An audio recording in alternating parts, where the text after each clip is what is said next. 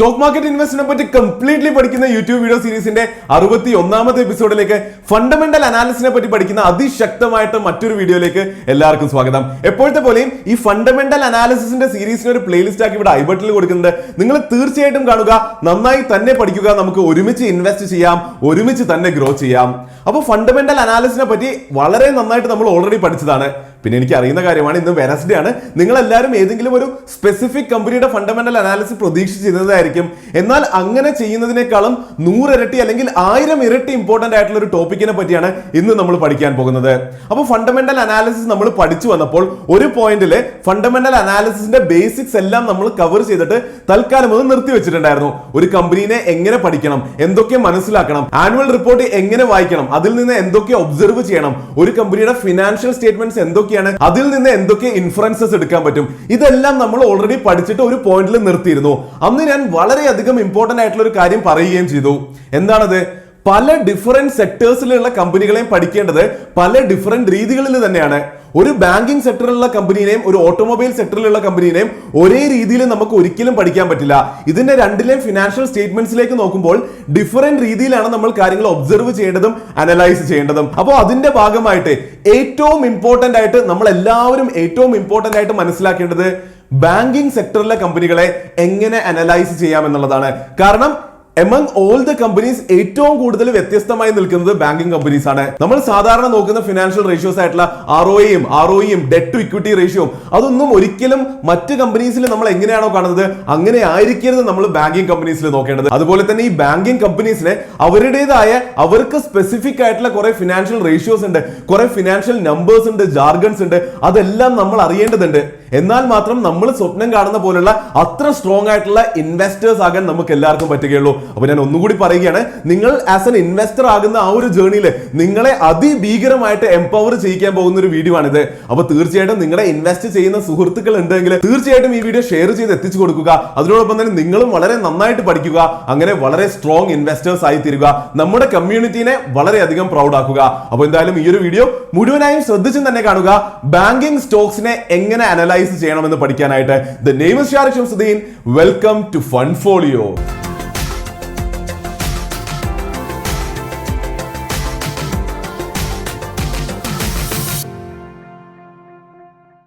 എന്റെ ചാനൽ തുടങ്ങിയ കാലത്ത് ബാങ്ക് എങ്ങനെയാണ് പൈസ ഉണ്ടാക്കുന്നത്, ബാങ്ക് എങ്ങനെയാണ് ഓപ്പറേറ്റ് ചെയ്യുന്നത് എന്നുള്ളതിനെ പറ്റി വിശദമായിട്ടൊരു വീഡിയോ ഞാൻ ചെയ്തിട്ടുണ്ടായിരുന്നു. അതിന്റെ ലിങ്ക് എന്തായാലും ഞാൻ ഇവിടെ കൊടുക്കുന്നുണ്ട്. തീർച്ചയായിട്ടും അത് കാണുക. അത് മനസ്സിലായിട്ട് വരികയാണെങ്കിൽ ഈ വീഡിയോയിൽ നിങ്ങൾക്ക് കുറച്ചുകൂടി വാല്യൂ ഡിറൈവ് ചെയ്യാൻ പറ്റും. എന്തായാലും ഈ ഒരു വീഡിയോയിലേക്ക് ഡീപ്പായിട്ട് ഇറങ്ങുന്നതിന് മുമ്പ് ബാങ്കിന്റെ ബേസിക് ബിസിനസ് എന്താണെന്ന് നമുക്കൊന്ന് മനസ്സിലാക്കാം. അപ്പോൾ ഇതാണ് ബാങ്കിന്റെ ബിസിനസ് മോഡലിന്റെ വളരെ സിമ്പിൾ ആയിട്ടുള്ള ഏറ്റവും പ്രൈമറി ആയിട്ടുള്ള കാര്യങ്ങളുടെ ഫ്ലോ എന്ന് പറയുന്നത്. ഇവിടെ നിങ്ങൾ നോക്കുകയാണെങ്കിൽ നടുക്ക് ബാങ്ക് ഉണ്ട്, മുകളിലുള്ള ഡെപ്പോസിറ്റർ ആണ്. ആരാണ് ഡെപ്പോസിറ്റർ? നമ്മളെല്ലാവരും നമ്മുടെ പൈസ, നമ്മുടെ കയ്യിൽ എക്സ്ട്രാ ഉള്ള പൈസ അല്ലെങ്കിൽ നമുക്ക് എവിടെന്നെങ്കിലും കിട്ടുന്ന പൈസ നമ്മൾ ബാങ്കിലല്ലേ ഇട്ട് വെക്കാറ്. ഐദർ നമ്മൾ ഒരു കറന്റ് അക്കൗണ്ടിലോ അല്ലെങ്കിൽ ഒരു സേവിങ്സ് അക്കൗണ്ടിലോ അല്ലെങ്കിൽ ഒരു ഡെപ്പോസിറ്റ് ആയിട്ട് ഫിക്സ്ഡ് ഡെപ്പോസിറ്റ് ഒക്കെ ആയിട്ട് ബാങ്കിൽ ഇട്ട് വെക്കും. അപ്പോൾ നമ്മളെ പോലുള്ള സാധാരണക്കാരും ഇൻഡിവിജ്വൽസും അതുപോലെ മറ്റ് കമ്പനീസ് ആണെങ്കിലും പൈസ എപ്പോഴും ഇട്ട് വെക്കുന്നത് ബാങ്കിലാണ്. അപ്പോൾ അവരെയാണ് ഡെപ്പോസിറ്റർ എന്ന് പറയുന്നത്. അപ്പോൾ ഡെപ്പോസിറ്റർ ബാങ്കിൽ പൈസ ഡെപ്പോസിറ്റ് ചെയ്യും. അപ്പൊ ഇങ്ങനെ ഡെപ്പോസിറ്റ് ചെയ്യുമ്പോൾ ബാങ്ക് എന്താ ചെയ്യുക? ബാങ്ക് ഡെപ്പോസിറ്റ് ചെയ്തവർക്ക് ആ ഡെപ്പോസിറ്റ് ചെയ്ത പൈസയുടെ പുറത്ത് ഒരു ഇൻട്രസ്റ്റ് പേ ചെയ്യും. ശരിയല്ലേ? കറന്റ് അക്കൗണ്ട് ആണെങ്കിൽ 0% ഇൻട്രസ്റ്റ് ആണ്. സേവിങ്സ് അക്കൗണ്ട് ആണെങ്കിൽ 3%, 4%, 5% വരെ ഇൻട്രസ്റ്റ് കാണാൻ പറ്റുന്നുണ്ട്. ഇന്ന് ചില ബാങ്ക്സ് എല്ലാം 6%, 7% വരെ കൊടുക്കുന്നുണ്ട്. ഫിക്സ്ഡ് ഡെപ്പോസിറ്റ് ആണെങ്കിൽ എഗെയിൻ ഒരു 6 to 8% വരെ നമുക്ക് കാണാൻ പറ്റും. അപ്പോ ഡെപ്പോസിറ്റിന്റെ പുറത്ത് ബാങ്കിന് പുറത്തേക്ക് ഒരു പൈസ പേ ഔട്ട് ചെയ്യണം. അപ്പോ എന്താണത്? അത് ബാങ്കിന്റെ ഒരു ലയബിലിറ്റി അല്ലേ? അതിലേക്ക് നമുക്ക് എന്തായാലും പിന്നീട് വരാം. ഇനി ഈ ഒരു ഭാഗം നമ്മൾ മനസ്സിലാക്കേണ്ടതുണ്ട്. ഇവിടെ മേജർ ആയിട്ടുള്ളത് ബോറോവർ ആണ്. ആരാണ് ബോറോവർ? ബാങ്കിന്റെ അടുത്ത് പോയിട്ട് ലോൺ എടുക്കുന്ന ആൾ. നമുക്ക് എന്തെങ്കിലും ആവശ്യം ഉണ്ടെങ്കിൽ നമ്മൾ പോയി ബാങ്കിൽ നിന്ന് ലോൺ എടുക്കില്ലേ? അതൊരു കാർ ലോൺ ആകാം, ഒരു ഹോം ലോൺ ആകാം, ഒരു പേഴ്സണൽ ലോൺ ആകാം, ഈവൻ ഒരു ക്രെഡിറ്റ് കാർഡ് ലോൺ പോലും ആകാം. അപ്പോൾ ഒരു ബോറോവർ ചെന്നിട്ട് ബാങ്കിന്റെ അടുത്ത് നിന്ന് ലോൺ വാങ്ങുമ്പോൾ ബാങ്ക് എവിടെന്നാ പൈസ കൊടുക്കുക? ബാങ്കിന്റെ കയ്യിൽ ഓൾറെഡി കുറെ പൈസ ഇല്ലേ? ഈ ഡെപ്പോസിറ്റേഴ്സ് ഇട്ട് വെച്ച പൈസ ഇല്ലേ? ആ പൈസനെ എടുത്ത് ബാങ്ക് ബോറോവേഴ്സിന് കൊടുക്കും. അങ്ങനെ പൈസ ബാങ്ക് ബോറോവേഴ്സിന് കൊടുക്കുമ്പോൾ ബോറോവേഴ്സ് ബാങ്കിന് ഇൻട്രസ്റ്റ് പേ ചെയ്യും. എത്രയാണ് ഇൻട്രസ്റ്റ് പേ ചെയ്യാറ്? അത് എപ്പോഴും വളരെ കൂടുതലാണ്. 9%, 10%, 12%, ഈവൻ 14-15% വരെയാണ് ഇൻട്രസ്റ്റ് ബാങ്ക്സ് വാങ്ങാറുള്ളത്. ശരിയല്ലേ? അപ്പൊ ഇവിടെ 12% എന്ന് കാണാൻ പറ്റുന്നുണ്ട്. അപ്പൊ ശരിക്കും ബാങ്ക് ചെയ്യുന്നത് ബാങ്കിന്റെ കയ്യിൽ പൈസ ഉണ്ടാക്കണമെന്നില്ല. ബാങ്കിൽ പുറത്തുനിന്ന് കുറെ ആൾക്കാർ പൈസ കൊണ്ട് ഇട്ട് വെക്കുന്നുണ്ട്. അതിന്റെ പുറത്ത് ബാങ്ക് കുറച്ചൊരു ഇൻട്രസ്റ്റ് അവർക്ക് കൊടുക്കുന്നുണ്ട്. എന്നിട്ട് ഇതേ പൈസ എടുത്തിട്ട് ബാങ്ക് ആവശ്യമുള്ള മറ്റു ആൾക്കാർക്ക് ലോൺ കൊടുക്കുകയാണ്. അങ്ങനെ ലോൺ കൊടുക്കുമ്പോൾ അവരുടെ കയ്യിൽ നിന്ന് ഒരു ഹൈ റേറ്റ് ഓഫ് ഇൻട്രസ്റ്റിൽ തിരിച്ച് ഇൻട്രസ്റ്റ് വാങ്ങുന്നുമുണ്ട്. അപ്പോ ഇവിടെ നിങ്ങൾക്ക് കാണാൻ പറ്റുന്നത് ഇവിടുന്ന് വാങ്ങുന്നത് ഹൈ റേറ്റ് ഓഫ് ഇൻട്രസ്റ്റ് ആണ്, ഇവിടെ കൊടുക്കേണ്ടത് ഒരു ചെറിയ ഇൻട്രസ്റ്റ് മാത്രമാണ്. ഇവിടെ കാണുന്ന പോലെ 12% ഇവർ വാങ്ങുകയും 4% മാത്രം കൊടുക്കേണ്ടിയും വരുമ്പോൾ അതിനിടയിലുള്ള ഡിഫറൻസ് ഉണ്ടല്ലോ, ഈ 8% എന്ന് പറയുന്നത്, അതാണ് ബാങ്കിന്റെ പ്രോഫിറ്റ്. ഇങ്ങനെയാണ് ബാങ്ക് പണം ഉണ്ടാക്കുന്നത്, പ്രൈമറിലി പണം ഉണ്ടാക്കുന്നത്. തീർച്ചയായിട്ടും ബാങ്കിന് പണം ഉണ്ടാക്കാനുള്ള മറ്റു കുറെ രീതികളുണ്ട്. SBI ഒക്കെ വളരെയധികം ഇൻഫേമസ് ആണല്ലോ, നമ്മൾ കണ്ടിട്ടുള്ളതാണ്. ആവശ്യമില്ലാത്ത സർവീസ് ചാർജുകൾ വാങ്ങുന്നതും ഫൈനുകൾ വാങ്ങുന്നതും എല്ലാം നമ്മൾ കണ്ടിട്ടുള്ളതാണ്. അപ്പോൾ അങ്ങനെ ചാർജസും ഫൈൻസ് ഈടാക്കിയിട്ട് ബാങ്ക്സ് ഏൺ ചെയ്യാറുണ്ട്. ബാങ്ക്സിന് പലതരത്തിലുള്ള എക്സ്ട്രാ ആഡഡ് സർവീസസ് ഉണ്ട്. അതിലേക്ക് എന്തായാലും മുന്നിലേക്ക് പോകുമ്പോൾ, പ്രസന്റേഷനിലേക്ക് പോകുമ്പോൾ നമുക്ക് മനസ്സിലാകുന്നതാണ്. അപ്പോൾ ഇവിടെ ഒരൊറ്റ കാര്യം കൂടി നിങ്ങൾക്ക് മനസ്സിലാക്കുകയാണെങ്കിൽ മുന്നിൽ പ്രസന്റേഷനിലേക്ക് നമുക്ക് പോകാം. അതായത് ബാങ്കിന്റെ ബാലൻസ് ഷീറ്റ് നമ്മളൊന്ന് മനസ്സിലാക്കേണ്ടതുണ്ട്. ബാലൻസ് ഷീറ്റ്, സാധാരണ ഒരു കമ്പനിയുടെ ബാലൻസ് ഷീറ്റ് നമുക്ക് അറിയുന്നതാണ്. അതിൽ അസറ്റ്സും ഉണ്ടാകാറുണ്ട്, ലയബിലിറ്റീസും ഉണ്ടാകാറുണ്ട്. ബാങ്കിന്റെ കേസിൽ തീർച്ചയായിട്ടും പലതരത്തിലുള്ള അസറ്റ്സും ലയബിലിറ്റീസും ഉണ്ട്. എന്നാൽ ഈ പ്രൈമറി ബിസിനസ്സുമായിട്ട് ബന്ധപ്പെട്ടിരിക്കുന്നത് ഒന്ന് ഡെപ്പോസിറ്റ് ആണ്, രണ്ട് ലോൺസ് ആണ്. അപ്പോ ഡെപ്പോസിറ്റ് ബാലൻസ് ഷീറ്റിൽ എവിടെ വരും, ലോൺസ് ബാലൻസ് ഷീറ്റിൽ എവിടെ വരും എന്ന് നമ്മൾ മനസ്സിലാക്കേണ്ടതുണ്ട്. അപ്പൊ നമ്മൾ പറഞ്ഞു ഡെപ്പോസിറ്റ് ബാങ്കിന് കിട്ടുമ്പോൾ ആ ഡെപ്പോസിറ്റ് വാങ്ങിച്ച പണം ബാങ്കിന് തിരിച്ചു കൊടുക്കേണ്ടതുണ്ട്. അതുപോലെ തന്നെ അതിന്റെ പുറത്ത് ഇൻട്രസ്റ്റും തിരിച്ചു പേ ചെയ്യേണ്ടതുണ്ട്. അപ്പോൾ നാച്ചുറലി ഡെപ്പോസിറ്റ്സ് ഒരു ലയബിലിറ്റി ആണ് എന്ന് നമുക്ക് മനസ്സിലാക്കാം. ബാങ്കിന്റെ ബാലൻസ് ഷീറ്റിൽ ലയബിലിറ്റി സൈഡിലാണ് എപ്പോഴും ആ ബാങ്കിന് ഡെപ്പോസിറ്റ്സ് വരാറുള്ളത്. അതുപോലെ തന്നെ സെയിം ലോജിക്ക് നമുക്ക് മനസ്സിലാക്കാൻ പറ്റും, ബാങ്കിന് ലോൺ കൊടുത്തിരിക്കുന്നതിന്റെ പുറത്ത് തിരിച്ചാണ് പൈസ കിട്ടുക, ഇൻട്രസ്റ്റും തിരിച്ചു കിട്ടും. അതുകൊണ്ട് തന്നെ മനസ്സിലാക്കാം ഒരു ബാങ്കിനെ സംബന്ധിച്ചിടത്തോളം അതിന്റെ ലോൺസ് എല്ലാം വരുന്നത് അതിന്റെ asset part of the balance ഷീറ്റിലാണ് എന്ന്. അപ്പൊ ഇത്രയും കാര്യങ്ങൾ മനസ്സിലായിട്ടുണ്ടെങ്കിൽ നമുക്ക് മുന്നിൽ പ്രസന്റേഷനിലേക്ക് പോയിട്ട് വളരെ നന്നായിട്ട് തന്നെ ഒരു ബാങ്ക് സ്റ്റോക്കിനെ എങ്ങനെ അനലൈസ് ചെയ്യണം എന്ന് പഠിക്കാം. അപ്പോൾ ബാങ്കുകളെ എങ്ങനെ ഫണ്ടമെന്റലി അനലൈസ് ചെയ്യാമെന്ന് പഠിക്കുന്ന ഈ ഒരു പ്രസന്റേഷനിലേക്ക് എല്ലാവർക്കും സ്വാഗതം. എപ്പോഴത്തെ പോലെയും ആദ്യം ഒരു വളരെ സ്ട്രോങ് ആയിട്ടുള്ള ഡിസ്ക്ലെയിമർ ആണ്. ഇന്നത്തെ വീഡിയോയിൽ സ്പെസിഫിക്കലി നമ്മൾ കുറച്ച് ബാങ്കുകൾ എടുത്തുകൊണ്ട് അവരുടെ നമ്പേഴ്സിലേക്ക് നോക്കുന്നുണ്ട്. ഒരിക്കലും ഒരു ബാങ്ക് വാങ്ങണമെന്നോ മറ്റു ബാങ്ക് വിൽക്കണമെന്നുള്ള ഒരു സ്റ്റോക്ക് റെക്കമെൻഡേഷൻ ഞാൻ നടത്തുന്നില്ല, നമ്മൾ പഠിക്കാൻ വേണ്ടി മാത്രം ചെയ്യുന്നതാണ്. അപ്പോൾ നമ്മളിപ്പോൾ വൈറ്റ് ബോർഡിൽ എക്സ്പ്ലെയിൻ ചെയ്ത സെയിം കാര്യം ഒന്നുകൂടി വളരെ വിശദമായിട്ട് പിക്ടോറിക്കലി ഞാൻ ഇവിടെ കാണിക്കുന്നതാണ്. നിങ്ങൾക്ക് വേണമെങ്കിൽ ഇവിടെ ഒന്ന് പോസ് ചെയ്തുകൊണ്ട് ഇതിനെ സ്ക്രീൻഷോട്ട് എടുത്തിട്ട് വളരെ വ്യക്തമായിട്ട് കാര്യങ്ങൾ ഒന്നുകൂടി പഠിക്കാൻ പറ്റുന്നതാണ്. അപ്പോൾ ഇത് മനസ്സിലായ സ്ഥിതിക്ക്, ഒരു ബാങ്കിന്റെ പ്രൈമറി ബിസിനസ് എന്താണെന്ന് മനസ്സിലായ സ്ഥിതിക്ക് വളരെ ശക്തമായിട്ട് തന്നെ നമുക്ക് മുന്നിലേക്ക് പോകാം. അപ്പോൾ ഇനി മുന്നിലേക്ക് നമ്മൾ കാണാൻ പോകുന്നത്, ഞാൻ ആദ്യം പറഞ്ഞതുപോലെ ഒരു ബാങ്കിനെ നമ്മൾ അനലൈസ് ചെയ്യുമ്പോൾ ബാങ്കിങ് സെക്ടറിന് സ്പെസിഫിക് ആയിട്ടുള്ള വളരെയധികം ഇമ്പോർട്ടന്റ് ആയിട്ടുള്ള കുറച്ച് കീ ഫിനാൻഷ്യൽ റേഷ്യോസ് ആണ്, അല്ലെങ്കിൽ ഫിനാൻഷ്യൽ ടേംസ് ആണ്. ഇതൊക്കെയാണ് നമ്മൾ ഇന്ന് പഠിക്കാൻ പോകുന്നത്. ഏറ്റവും ആദ്യമായിട്ട് വളരെ നന്നായിട്ട് നിങ്ങൾ ഏതൊരു ബാങ്കിലേക്ക് നോക്കുമ്പോഴും അറിയേണ്ടത് ആ ബാങ്കിന്റെ കാസ റേഷ്യോ ആണ്. ഇവിടെ CA എന്ന് ഉദ്ദേശിക്കുന്നത് കറന്റ് അക്കൗണ്ട് എന്നും SA എന്നതുകൊണ്ട് ഉദ്ദേശിക്കുന്നത് സേവിങ്സ് അക്കൗണ്ട് എന്നുമാണ്. അപ്പോൾ ഒരു ബാങ്കിന്റെ കാസ റേഷ്യോ പറയുന്നത് ആ ബാങ്കിന്റെ ടോട്ടൽ ഡെപ്പോസിറ്റ് നോക്കുകയാണെങ്കിൽ അതിൽ current accounts plus savings account എടുക്കുകയാണെങ്കിൽ അതിന്റെ പെർസെന്റേജ് എത്രയാണ് എന്നുള്ളതാണ്.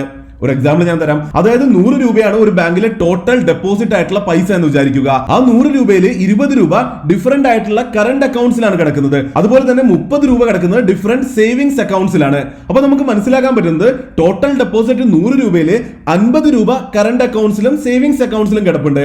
അപ്പോൾ അങ്ങനെ ഒരു ബാങ്കിന്റെ കേസിൽ കാസ റേഷ്യോ 50% ആണെന്ന് പറയാൻ പറ്റും.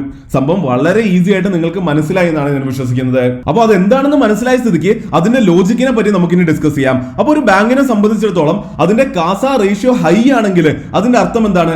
ആ ബാങ്കിൽ കൂടുതൽ പൈസയും കിടക്കുന്നത് സേവിങ്സ് അക്കൗണ്ടിലും കറന്റ് അക്കൗണ്ടിലുമാണ്. അപ്പൊ സേവിങ്സ് അക്കൗണ്ടിലും കറന്റ് അക്കൗണ്ടിലും പൈസ കിടക്കുന്നത് കൊണ്ട് ബാങ്കിന് തീർച്ചയായിട്ടും ഗുണമുള്ള കാര്യമല്ലേ? കാരണം സേവിങ്സ് അക്കൗണ്ടിൽ ആകെ കൊടുക്കേണ്ടി വരുന്നത് ഒരു 3%, 4%, 5% ഇൻട്രസ്റ്റ് ആണ്.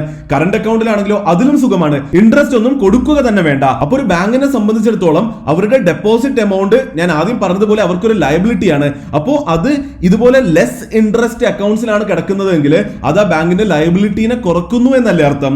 അതുകൊണ്ട് തന്നെ ഏതൊരു ബാങ്കിലേക്ക് നോക്കുമ്പോഴും അവരുടെ കാസ റേഷ്യോയിലേക്ക് നോക്കേണ്ടതുണ്ട്. കാസ റേഷ്യോ കൂടുതലുള്ള ബാങ്കിന്റെ പെർഫോമൻസ് ബെറ്റർ ആണ് എന്ന് നമുക്ക് മനസ്സിലാക്കാൻ പറ്റും. അപ്പൊ ഞാൻ ബേസിക്കലി ചെയ്തിരിക്കുന്നത് 3 ബാങ്ക്സിനെ സെലക്ട് ചെയ്തുകൊണ്ട് നമ്മൾ ഇന്ന് പഠിക്കുന്ന എല്ലാ കീ ഫിനാൻഷ്യൽ റേഷ്യോസിലും ഈ 3 ബാങ്കിന്റെ എക്സാമ്പിൾ എടുത്തുകൊണ്ട് തന്നെ എന്താണ് അവരുടെ നമ്പർ എന്ന് കൂടി ഞാൻ എക്സ്പ്ലെയിൻ ചെയ്തിട്ടുണ്ട്. അപ്പൊ ഇവിടെ ഞാൻ എടുത്തിരിക്കുന്നത് 2 വളരെയധികം നന്നായി പെർഫോം ചെയ്യുന്ന എനിക്ക് ഇഷ്ടമുള്ള 2 പ്രൈവറ്റ് ബാങ്ക്സ് ആണ്. അതുപോലെ തന്നെ മോശം പെർഫോമൻസ് കാണിക്കാനായിട്ട് ഒരു പബ്ലിക് സെക്ടർ ബാങ്കിനെ കൂടി സെലക്ട് ചെയ്തിട്ടുണ്ട്. നമുക്ക് എല്ലാവർക്കും അറിയുന്ന ഇന്ത്യൻ ഓവർസീസ് ബാങ്കിനെയാണ് സെലക്ട് ചെയ്തിരിക്കുന്നത്. ഇവിടെ നമ്മൾ നോക്കുകയാണെങ്കിൽ HDFCയുടെ കാസ റേഷ്യോ 42.23% ആണ്. അതായത് ഞാൻ ആദ്യം പറഞ്ഞതുപോലെ HDFCയിൽ 100 രൂപ ഡെപ്പോസിറ്റ് ഉണ്ടെങ്കിൽ അതിൽ 42 രൂപയും സേവിങ്സ് അക്കൗണ്ടിലും കറന്റ് അക്കൗണ്ടിലുമായിട്ടാണ് കിടക്കുന്നത്. കോട്ടക് മഹീന്ദ്ര ബാങ്കിലേക്ക് നോക്കുകയാണെങ്കിൽ വളരെയധികം മനോഹരമായിട്ടുള്ള 56% കാസ റേഷ്യോ കാണാൻ പറ്റുന്നുണ്ട്. എന്നാൽ നിങ്ങൾ ഇവിടെ ശ്രദ്ധിക്കുകയാണെങ്കിൽ ഒന്ന് ആലോചിച്ച് നോക്കിക്കേ, കോട്ടക് മഹീന്ദ്ര ബാങ്ക് ആദ്യം മാർക്കറ്റിലേക്ക് വന്നപ്പോൾ അവരുടെ മെയിൻ പ്രൊമോഷൻ ടിവിയിലാണെങ്കിലും എയർപോർട്ടിൽ പോയാലും എല്ലായിടത്തും കാണാൻ പറ്റിയിരുന്നത് ഞങ്ങൾ 6% സേവിങ്സ് അക്കൗണ്ടിൽ തരുന്നുണ്ട്, ഇൻട്രസ്റ്റ് തരുന്നുണ്ട് എന്നുള്ള അഡ്വർടൈസ്മെന്റ് ആയിരുന്നു. അതുകൊണ്ട് തന്നെ അങ്ങനെ പ്രൊമോഷൻ ചെയ്തത് കൊണ്ട് തന്നെ കോട്ടക് മഹീന്ദ്ര ബാങ്കിന് കുറേ അധികം കാസ റേഷ്യോ കൂട്ടാൻ പറ്റിയിട്ടുണ്ട് എന്നുള്ളത് നമുക്ക് ഇവിടെ കാണാൻ പറ്റുന്നുണ്ട്. 40% മുകളിലോട്ട് തീർച്ചയായിട്ടും കാസ റേഷ്യോ വളരെ നല്ല നമ്പർ തന്നെയാണ്. IOBയുടെ കേസിലേക്ക് നോക്കുകയാണെങ്കിൽ അത്രയൊന്നും നല്ലതല്ലാത്ത 38% ആണ് കാസ റേഷ്യോ എന്ന് കാണാൻ പറ്റുന്നുണ്ട്. തീർച്ചയായിട്ടും നിങ്ങൾ ഈ ഒരു വീഡിയോനെ സംബന്ധിച്ചിടത്തോളം വളരെ നന്നായിട്ട് തന്നെ നോട്ട്സ് മെയിൻറ്റെയിൻ ചെയ്യേണ്ടതുണ്ട്. അപ്പോൾ ഇവിടെ ഈ ഒരു പേജിൽ നിങ്ങൾ ടേക്ക് അവേ ആയിട്ട് കണക്ക് കൂട്ടേണ്ടത് കാസ റേഷ്യോ സംഭവം എന്താണെന്ന് മനസ്സിലായി. അപ്പോൾ ഒരു ബാങ്കിനെ അനലൈസ് ചെയ്യുമ്പോൾ അതിന്റെ കാസ റേഷ്യോ എത്ര കൂടുതലാണോ അത്രയും നല്ലതാണ് എന്ന് നിങ്ങൾ മനസ്സിലാക്കണം. അപ്പോൾ എന്തായാലും ഇത് മനസ്സിലായിട്ടുണ്ട്. നമുക്ക് അടുത്ത റേഷ്യോയിലേക്ക് നീക്കാം. ഇത് നെറ്റ് NPA ആണ്. എന്താണ് NPA? Non performing asset. നമ്മൾ പല വീഡിയോസിലായിട്ട് പലപ്പോഴായിട്ട് ഡിസ്കസ് ചെയ്തിട്ടുള്ള കാര്യമാണ്, നമുക്ക് അറിയുന്ന കാര്യമാണ്. അതായത് ഒരാൾ ലോൺ എടുത്തുകൊണ്ട് ആ ലോൺ തിരിച്ച് അടക്കാൻ പറ്റാതെ പോകുമ്പോൾ, ആ ഒരു ലോൺ ലാപ്സ് ആയി പോകുമ്പോഴാണ് ബാങ്കിന്റെ പെർസ്പെക്ടീവിൽ ആലോചിക്കുമ്പോൾ ബാങ്കിന് അതൊരു നോൺ പെർഫോമിംഗ് അസറ്റ് ആണ്. ശരിയല്ലേ? ലോജിക്ക് ഒന്ന് ആലോചിച്ച് നോക്കിയേ. ഞാൻ പറഞ്ഞു ബാങ്കിനെ സംബന്ധിച്ചിടത്തോളം ബാങ്കിന് ലോൺസ് ആണ് ബാങ്കിന്റെ അസറ്റ് എന്ന്. അപ്പൊ ഒരു ലോണിൽ നിന്ന് പൈസ തിരിച്ചു വരുന്നില്ല എന്ന് കണ്ടാല് ആ ഒരു അസറ്റ് നോൺ പെർഫോമിംഗ് ആയി എന്നല്ലേ ബാങ്ക് പറയുക. അപ്പൊ അതാണ് നോൺ പെർഫോമിംഗ് അസറ്റിന്റെ ഒരു അർത്ഥം അല്ലെങ്കിൽ ലോജിക് എന്ന് പറയുന്നത്. അപ്പൊ ഈ നെറ്റ് NPA എന്ന് പറയുന്നത് ബേസിക്കലി ഒരു പെർസെന്റേജ് ആണ്. അതായത് ബാങ്ക് 100 രൂപ ടോട്ടൽ ലോൺ ആയിട്ട് കൊടുത്തിട്ടുണ്ട് എങ്കിൽ നെറ്റ് NPA ഒരു 10% ആണെങ്കിൽ ആ 100 രൂപയിൽ 10 രൂപ തിരിച്ച് ബാങ്കിന് കിട്ടില്ല, അത് നോൺ പെർഫോമിംഗ് അസറ്റ് ആയി പോകും എന്നുള്ളതാണ് നെറ്റ് NPA പറയുന്നത്. അപ്പോൾ ഇവിടെ ലോജിക്ക് എന്തായാലും വളരെയധികം ഈസിയാണ്, ആർക്കും മനസ്സിലാക്കാവുന്നതേ ഉള്ളൂ. അപ്പൊ ഏതൊരു ബാങ്കിനെ സംബന്ധിച്ചിടത്തോളം നെറ്റ് NPA കുറഞ്ഞിരിക്കുന്നതായിരിക്കും നല്ലത്. ശരിയല്ലേ? അത് തന്നെയാണ് ഞാൻ ഇവിടെ എഴുതിയിരിക്കുന്നത്. അതുപോലെ തന്നെ നെറ്റ് NPA ഒരു ബാങ്കിന്റെ കൂടുകയാണെങ്കിൽ അവിടെ പല തരത്തിലുള്ള പ്രശ്നങ്ങളാണ് ഉള്ളത്. ഒന്നെന്ന് പറയുന്നത് എന്തായാലും ബാങ്കിന്റെ പ്രോഫിറ്റബിലിറ്റിനെ അഫക്ട് ചെയ്യും. അത് നമുക്ക് ലോജിക്കലി മനസ്സിലാക്കാൻ പറ്റുന്ന കാര്യമാണ്. എന്നാൽ അത് മാത്രമല്ല, അത് ആ ബാങ്കിന്റെ നെറ്റ് ഇൻട്രസ്റ്റ് മാർജിനെയും അതുപോലെ തന്നെ ക്യാപിറ്റൽ അഡിക്വസി റേഷ്യോനെ കൂടി അഫക്ട് ചെയ്യുന്ന കാര്യമാണ്. കേട്ടിട്ട് പേടിക്കേണ്ട ആവശ്യമില്ല. മുന്നിലേക്ക് പോകുമ്പോൾ ഇത് രണ്ടും എന്താണെന്ന് നമ്മൾ പഠിക്കുന്നുണ്ട്. അത് മനസ്സിലായതിനു ശേഷം നിങ്ങൾ തിരിച്ചു വരികയാണെങ്കിൽ ഇവിടെ എന്തുകൊണ്ടാണ് ഇത് പറഞ്ഞത് എന്ന് തീർച്ചയായിട്ടും നിങ്ങൾക്ക് മനസ്സിലാകുന്നത് തന്നെയായിരിക്കും. എഗെയിൻ നമ്മൾ എടുക്കുന്ന ആ ഒരു എക്സാമ്പിളിലേക്ക് നോക്കുകയാണെങ്കിൽ എന്തുകൊണ്ടാണ് നമ്മുടെ പ്രൈവറ്റ് ബാങ്ക്സ്, HDFC ഒക്കെ പോലുള്ള പ്രൈവറ്റ് ബാങ്ക്സ് അടിപൊളിയാണ് എന്ന് പറയുന്നത് എന്തുകൊണ്ടാണെന്ന് ഇവിടെ നിങ്ങൾക്ക് മനസ്സിലാകും. HDFC ബാങ്കിന്റെ കേസിൽ വളരെയധികം മനോഹരമായിട്ടുള്ള വെറും 0.36% മാത്രമാണ് നെറ്റ് NPA. കോട്ടക് മഹീന്ദ്ര ബാങ്കിലാണെങ്കിലോ 0.75% ആണ്. എന്നാൽ ഞാൻ എപ്പോഴും പറയാറുള്ളത് പോലെ നമ്മുടെ പബ്ലിക് സെക്ടർ ബാങ്ക്സ് ഒക്കെ എത്ര മിസ്മാനേജ്ഡ് ആണെന്ന് മനസ്സിലാക്കുന്നത് ബേസിക്കലി ഈ നമ്പേഴ്സിലേക്കൊക്കെ നോക്കുമ്പോഴാണ്. 10.81% ഇൻഡസ്ട്രി സംബന്ധിച്ചിടത്തോളം വളരെയധികം മോശമായിട്ടുള്ള ഒരു നെറ്റ് NPAയുടെ നമ്പറാണ് IOBക്ക് ഉള്ളത്. HDFC ബാങ്കിന്റെ ഒക്കെ വളരെയധികം കമന്റബിൾ ആയിട്ടുള്ള നമ്പറാണ്. ഏതൊരു നല്ല ബാങ്ക് ആണെങ്കിലും 1% താഴെ നിർത്തുന്നതായിരിക്കും നമുക്ക് കാണാൻ പറ്റുക. അപ്പൊ ഇവിടുന്ന് ഈ ഒരു സ്ലൈഡിൽ നിന്ന് നമുക്ക് ടേക്ക് അവേ എടുക്കാൻ പറ്റുന്നത് എപ്പോഴും ഒരു ബാങ്കിനെ നോക്കുമ്പോൾ അവരുടെ നെറ്റ് NPA കുറവായിട്ടുള്ളത് നമ്മൾ നോക്കേണ്ടതുണ്ട്. അപ്പൊ നെറ്റ് NPA മനസ്സിലായി. അടുത്തത് മനസ്സിലാക്കേണ്ടത് കോസ്റ്റ് ഓഫ് ലയബിലിറ്റീസ് ആണ്. ഇതിനെ നമുക്ക് കോസ്റ്റ് ഓഫ് ലോൺസ് എന്ന് കൂടി വിളിക്കാൻ പറ്റും. ഇത് ആക്ച്വലി വളരെ ഈസിയാണ്, പേരിൽ നിന്ന് തന്നെ സംഭവം ഈസിയാണ്. നിങ്ങൾ ഇതിന്റെ ലോജിക്ക് മനസ്സിലാക്കിയാൽ പിന്നെ ജീവിതത്തിൽ ഒരിക്കലും തന്നെ മറക്കുകയില്ല. അതായത് നമ്മൾ പറഞ്ഞു എന്താണ് ബാങ്കിന്റെ ലയബിലിറ്റീസ്. ബാങ്കിന് ഡെപ്പോസിറ്റേഴ്സ് ഡെപ്പോസിറ്റ് ചെയ്ത പൈസ അല്ലേ ബാങ്കിന്റെ ലയബിലിറ്റീസ്. അപ്പോൾ ഡെപ്പോസിറ്റിന്റെ പുറത്തുള്ളവരുടെ കോസ്റ്റ് എന്താണ്? ഡെപ്പോസിറ്റേഴ്സിന് അങ്ങോട്ട് കൊടുക്കുന്ന ഇൻട്രസ്റ്റ് അല്ലേ. അപ്പൊ കോസ്റ്റ് ഓഫ് ലയബിലിറ്റീസ് എന്ന് പറയുന്നത് അത് തന്നെയാണ്. അതായത് ബാങ്ക് ആ ബാങ്കിന്റെ ഡെപ്പോസിറ്റ്സിന്റെ പുറത്ത് അല്ലെങ്കിൽ അതിന്റെ ലയബിലിറ്റീസിന്റെ പുറത്ത് പേ ചെയ്യുന്ന ടോട്ടൽ ഇൻട്രസ്റ്റ് എമൗണ്ട് ആണ്. അപ്പൊ നമുക്ക് ഇവിടെ മനസ്സിലാക്കാൻ പറ്റുന്നത് ഈ ഡെപ്പോസിറ്റിന്റെ പുറത്ത് പേ ചെയ്യുന്ന ഈ ഒരു ഇൻട്രസ്റ്റ് എമൗണ്ട് ബാങ്കിനെ സംബന്ധിച്ചിടത്തോളം ഒരു എക്സ്പെൻസ് ആണ്. അപ്പൊ ഏതൊരു കമ്പനി ആണെങ്കിലും അവരുടെ എക്സ്പെൻസ് കുറച്ച് വെക്കുന്നതല്ലേ ആ കമ്പനിയുടെ പ്രോഫിറ്റബിലിറ്റിക്ക് നല്ലത്.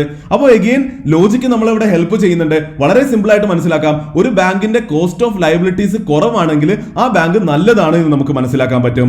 ഇവിടെ ഒരു കാര്യം ആക്ച്വലി നമ്മൾ ശ്രദ്ധിക്കേണ്ടത്, ഇതിന് കാസയുടെ പുറത്തൊരു ഡിപ്പെൻഡൻസി ഉണ്ട് എന്നുള്ളതാണ്. കാസയിൽ തന്നെ എടുത്തു പറയുകയാണെങ്കിൽ സേവിങ്സ് അക്കൗണ്ടിന്റെ പുറത്തൊരു ഡിപ്പെൻഡൻസി ഉണ്ട്. അതായത് ഞാൻ നേരത്തെ പറഞ്ഞു, കോട്ടക് മഹീന്ദ്ര ബാങ്ക് കാസ കൂട്ടാനായിട്ട് കുറെ അധികം അഡ്വർടൈസ്മെന്റ് എല്ലാം ചെയ്തുകൊണ്ട് ആൾക്കാരെ കൊണ്ട് സേവിങ്സ് അക്കൗണ്ട് തുറപ്പിച്ചു. ആ സേവിങ്സ് അക്കൗണ്ടിൽ 6%, 7% ഇൻട്രസ്റ്റ് കൊടുക്കുകയും ചെയ്തു.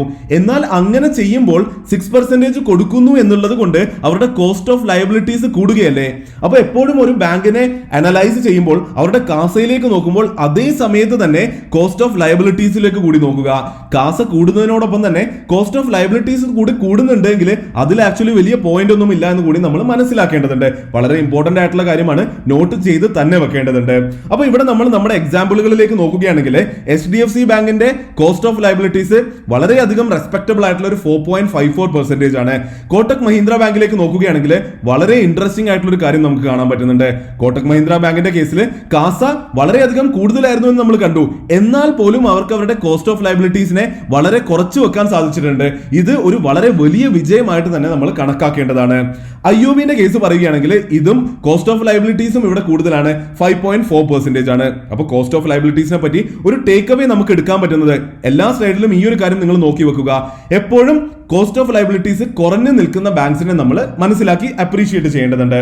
അപ്പോൾ അത് മനസ്സിലായ സ്ഥിതിക്ക് അടുത്തത് നമ്മൾ പഠിക്കേണ്ടത് അഡ്വാൻസസ് ഗ്രോത്തിനെ പറ്റിയാണ്. അപ്പോൾ അഡ്വാൻസസ് എന്ന് കേൾക്കുമ്പോൾ ചിലപ്പോൾ ഡൗട്ട് വരാൻ സാധ്യതയുണ്ട്. ഒരു ബാങ്കിനെ സംബന്ധിച്ചിടത്തോളം ബാങ്ക് കൊടുക്കുന്ന ലോൺസിനെ ഫിനാൻഷ്യൽ ടേംസിൽ പറയുമ്പോൾ അഡ്വാൻസസ് എന്നും കൂടി വിളിക്കാറുണ്ട്. അപ്പോൾ ഇവിടെ ഇതിനെ ലോൺ ഗ്രോത്ത് എന്ന് വിളിക്കുകയാണെങ്കിൽ സംഭവം വളരെ ഈസിയാണ്. ആ ടേമിൽ നിന്ന് തന്നെ അത് സെൽഫ് എക്സ്പ്ലനേറ്ററി ആണ്. അതായത് ഇതൊരു പെർസെന്റേജ് ആണ്. വളരെ സിമ്പിൾ ആയിട്ടുള്ള ബേസിക് ആയിട്ടുള്ള മാത്തമാറ്റിക്സ് ആണ്. കഴിഞ്ഞ വർഷത്തെ അപേക്ഷിച്ച് ഈ വർഷം ലോൺ പുറത്തേക്ക് കൊടുത്തത് എത്രമാത്രം കൂടി എന്ന് കാണിക്കുന്ന ഒരു നമ്പറാണ് ലോൺ ഗ്രോത്ത് എന്നുള്ളത്. ഇതിന്റെ ലോജിക് ഒന്ന് ആലോചിച്ച് നോക്കിയേ. നമ്മൾ പറഞ്ഞു ഒരു ബാങ്കിനെ സംബന്ധിച്ചിടത്തോളം ലോൺസ് ആണ് ബാങ്കിന്റെ അസറ്റ്. അപ്പൊ ലോൺസ് അധികം പുറത്തേക്ക് കൊടുത്താൽ മാത്രമേ ബാങ്കിന് കൂടുതൽ പൈസ ഉണ്ടാക്കാൻ പറ്റുള്ളൂ. അപ്പൊ ലോൺ കൊടുക്കുന്നത് കൂട്ടുന്നത് ഒരു ബാങ്കിനെ സംബന്ധിച്ചിടത്തോളം നല്ല കാര്യമല്ലേ.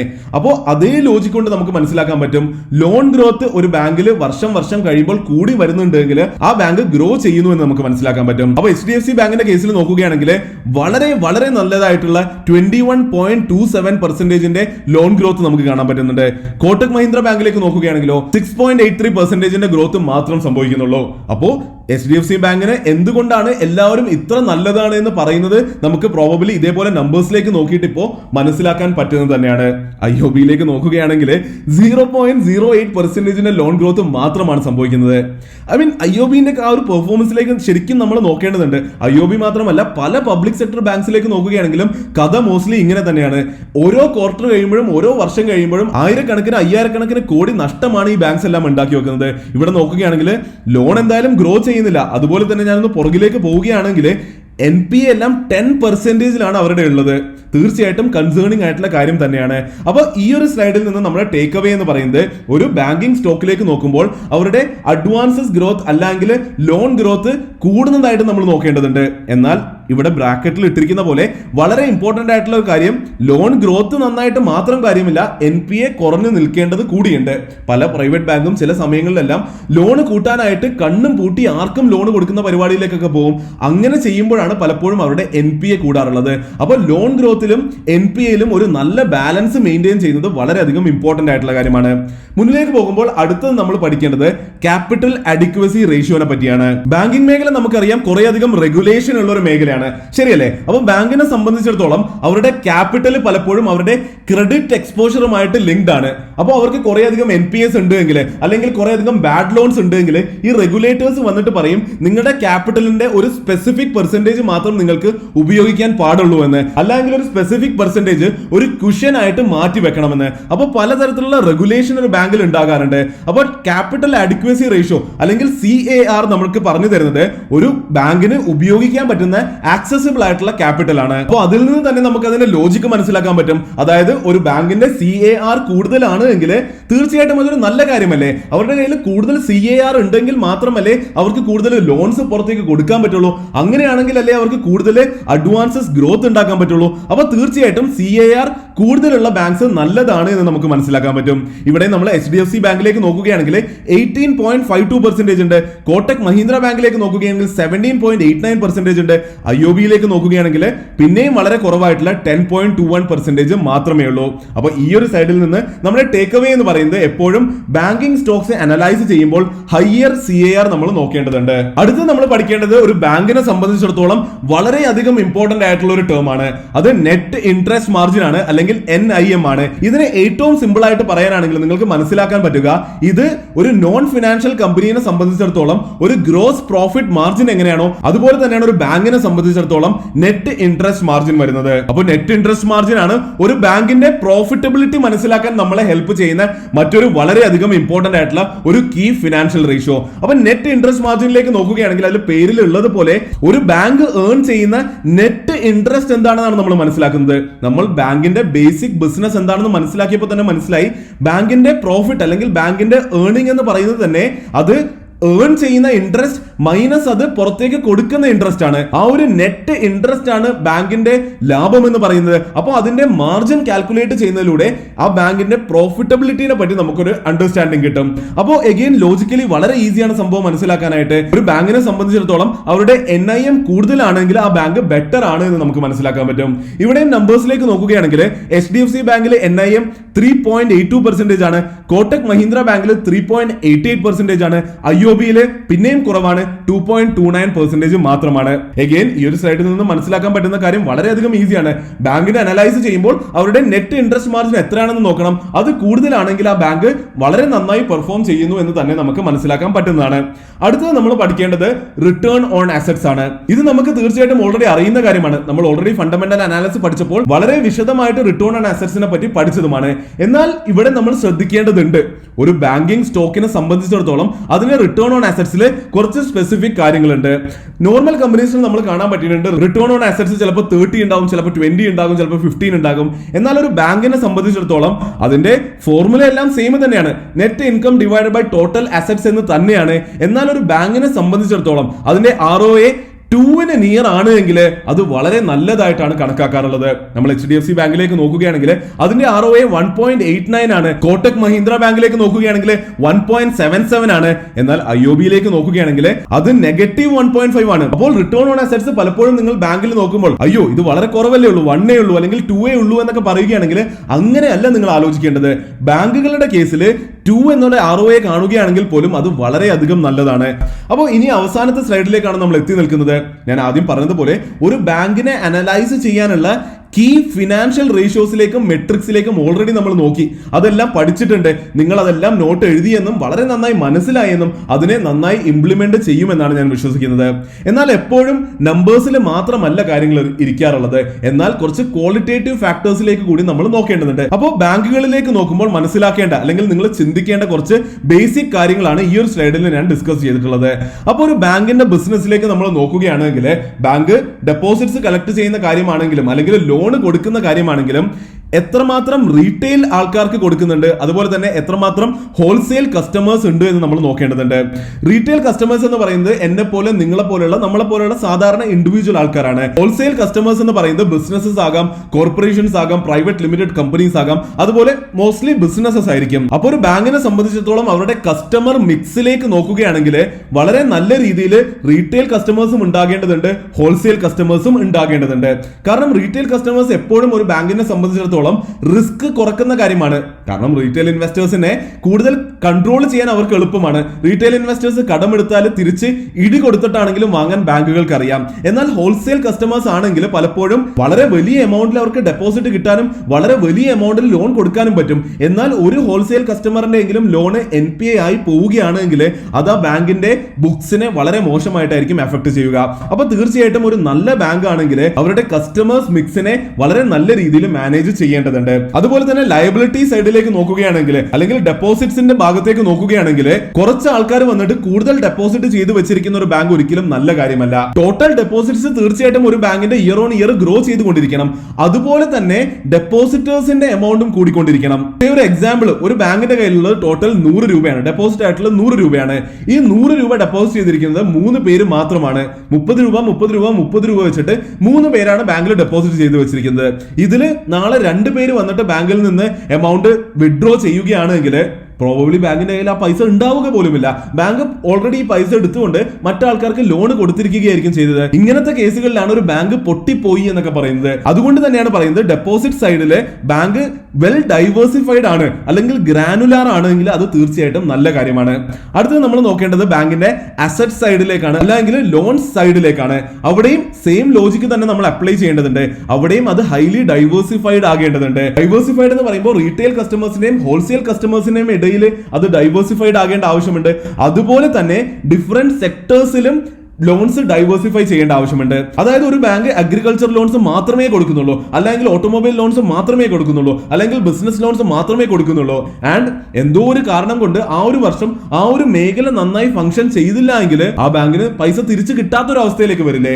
അതുകൊണ്ട് ഒരു ബാങ്കിനെ സംബന്ധിച്ചിടത്തോളം എപ്പോഴും നല്ലതാണ് മൾട്ടിപ്പിൾ സെക്ടേഴ്സിലുള്ള ബിസിനസ്സുകൾക്ക്, മൾട്ടിപ്പിൾ സെക്ടേഴ്സിലുള്ള ആക്ടിവിറ്റീസിന് ലോൺ കൊടുക്കുന്നത്. അതാണ് എപ്പോഴും സേഫ് ആയിട്ടുള്ള കാര്യം. അങ്ങനെ ഒരു ഡൈവേഴ്സിഫിക്കേഷൻ ഉണ്ടോ എന്ന് കൂടി നമ്മൾ ചെക്ക് ചെയ്യേണ്ടതുണ്ട്. അതുപോലെ തന്നെ നമ്മൾ ബാങ്കിലേക്ക് നോക്കേണ്ട ഒരു കാര്യമാണ് നോൺ ഇൻട്രസ്റ്റ് ഇൻകം. അതായത് നമ്മൾ ഇത്ര നേരം ഡിസ്കസ് ചെയ്തത് ബാങ്കിന്റെ പ്രൈമറി ബിസിനസ് മോഡൽ വെച്ചിട്ടാണ്. എന്താണ് പ്രൈമറി ബിസിനസ് മോഡൽ? ഇൻട്രസ്റ്റ് വെച്ചിട്ടുള്ള ഒരു ഗെയിം ആണ് ബേസിക്കലി ടോട്ടല്. എന്നാൽ ഒരു ബാങ്കിൽ ഇൻട്രസ്റ്റ് അല്ലാതെ ഉള്ള ഇൻകം ഏതൊക്കെയാണ്, അത് എങ്ങനെ ഗ്രോ ചെയ്യുന്നുണ്ട്, അത് നന്നായി ഫംഗ്ഷൻ ചെയ്യുന്നുണ്ടോ എന്ന് കൂടി നമ്മൾ അനലൈസ് ചെയ്യേണ്ടതുണ്ട്. ഏതൊക്കെയാണത്? സർവീസ് ചാർജസ് വരാം, ലോക്കർ ഫീസ് വരാം, ചില ബാങ്കുകൾ ഇൻഷുറൻസ് വിൽക്കുന്നുണ്ടാകാം. അപ്പോൾ ഇങ്ങനെ കിട്ടുന്ന ആക്ടിവിറ്റീസിൽ നിന്നുള്ള ലാഭം എത്രയാണ്, പൈസ എത്രയാണ് എന്ന് കൂടി നമ്മൾ നോക്കേണ്ടതുണ്ട്. HDFCയുടെ എക്സാമ്പിൾ എടുക്കുകയാണെങ്കിൽ അവരുടെ ടോട്ടൽ റവന്യൂന്റെ 27% വന്നിരിക്കുന്നത് നോൺ ഇൻട്രസ്റ്റ് ഇൻകത്തിൽ നിന്നാണ്. ബേസിക്കലി ഇതുപോലെയുള്ള ആക്ടിവിറ്റീസിൽ നിന്നാണ്. ഏറ്റവും അവസാനമായിട്ട് പ്രോബബ്ലി നമുക്ക് നോക്കാൻ പറ്റുന്ന ഒരു കാര്യം ഒരു ബാങ്കിന്റെ ഗ്രോത്ത് എങ്ങനെയാണ് എന്നുള്ളതാണ്. ഗ്രോത്ത് എന്നതുകൊണ്ട് ഉദ്ദേശിക്കുന്നത് അവരുടെ റീറ്റെയിൽ നെറ്റ്വർക്ക്, അവരുടെ ബ്രാഞ്ചസ് എത്ര അവർ കൂട്ടി വരുന്നുണ്ട്. ഓരോ വർഷം കഴിയുമ്പോൾ ബ്രാഞ്ചസ് കൂടുന്നുണ്ടോ, റൂറൽ ഏരിയാസിലേക്ക് പോകുന്നുണ്ടോ, അർബൻ ഏരിയാസിൽ മാത്രമാണോ നിൽക്കുന്നത്, മറ്റ് കോമ്പറ്റീഷൻ ഇല്ലാത്ത ജോഗ്രഫികളിലേക്ക് ഇവര് എക്സ്പാൻഡ് ചെയ്യുന്നുണ്ടോ. അപ്പോൾ അങ്ങനെ കൂടി നമ്മൾ നോക്കേണ്ടതുണ്ട്. കാരണം എന്താണെന്ന് വെച്ചാൽ ഒരു ബാങ്കിനെ സംബന്ധിച്ചിടത്തോളം അവരുടെ റീറ്റെയിൽ നെറ്റ്വർക്ക് കൂടുന്തോറും അവരുടെ ഡെപ്പോസിറ്റ്സ് കൂടും, അവരുടെ ലോൺസ് കൂടും, അവർ ഫിനാൻഷ്യലി സ്ട്രോങ് ആയിട്ട് വരും. അപ്പൊ റീറ്റെയിൽ നെറ്റ്വർക്കിന്റെ ഗ്രോത്ത് നല്ലതാണോ, അവരുടെ പെനട്രേഷൻ നല്ലതാണോ, അതുപോലെ തന്നെ നല്ല ക്വാളിറ്റി ഗ്രോത്ത് ആണോ ചെയ്യേണ്ടത് എന്ന് കൂടി നമ്മൾ നോക്കേണ്ടതുണ്ട്. അതായത് വെറുതെ ബ്രാഞ്ചസ് ഓപ്പൺ ചെയ്ത് പോയിട്ട് കാര്യമില്ലല്ലോ. ഈ ഓപ്പൺ ചെയ്യുന്ന ബ്രാഞ്ചസ് പ്രോഫിറ്റബിൾ ആണോ, അവിടുന്ന് നന്നായി നമ്പേഴ്സ് ജനറേറ്റ് ചെയ്യുന്നുണ്ടോ, അതോ ബ്രാഞ്ചസ് അടച്ചു പോവുകയാണോ ചെയ്യുന്നത് എന്ന് കൂടി നമ്മൾ അനലൈസ് ചെയ്യേണ്ടതുണ്ട്.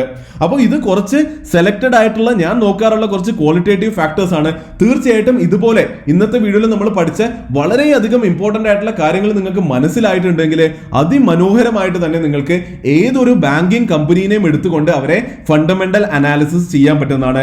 ഞാൻ ആദ്യം പറഞ്ഞതുപോലെ ഇത് നിങ്ങളെ ആസ് ആൻ ഇൻവെസ്റ്റർ വളരെ അധികം എംപവർ ചെയ്യിക്കുന്ന ഒരു വീഡിയോ ആണ്. ഇത് നിങ്ങൾക്ക് അപ്രീഷിയേറ്റ് ചെയ്തു എന്നും ഇഷ്ടപ്പെട്ടു എന്നും വിശ്വസിക്കുകയാണ്. അങ്ങനെയാണെങ്കിൽ തീർച്ചയായിട്ടും ഒരു ലൈക്ക് തരിക. ലൈക്ക് മാത്രമല്ല, ഒരു വളരെ നല്ല കമന്റ് കൂടി നിങ്ങൾ തരുക. അപ്പൊ എന്തായാലും ഈ ഒരു വീഡിയോയിൽ ഇത്രയൊക്കെ തന്നെ ഡിസ്കസ് ചെയ്യാനുള്ളൂ. ഇവിടെ എനിക്ക് എടുത്തു പറയാനുള്ള ഒരു കാര്യം എന്ന് വെച്ചാൽ നത്തിങ് ഇസ് ഇമ്പോസിബിൾ. നമുക്കിപ്പോൾ സ്റ്റോക്ക് മാർക്കറ്റിനെ പറ്റി പഠിക്കണമെങ്കിൽ, ഇൻവെസ്റ്റ് ചെയ്യണമെങ്കിൽ, ട്രേഡ് ചെയ്യണമെങ്കിൽ ഇമ്പോസിബിൾ ആയിട്ടുള്ള കാര്യങ്ങളൊന്നുമില്ല. തീർച്ചയായിട്ടും നമ്മൾ അതിന് വേണ്ട എഫേർട്ട് ഇടാൻ തയ്യാറാണെങ്കിൽ, ആ എഫേർട്ട് നമ്മൾ ഇടുകയാണെങ്കിൽ, നമ്മൾ എക്സിക്യൂട്ട് ചെയ്യുകയാണെങ്കിൽ തീർച്ചയായിട്ടും നമുക്ക് എന്തും കൈവരിക്കാൻ പറ്റുന്നത് മാത്രമേ ഉള്ളൂ.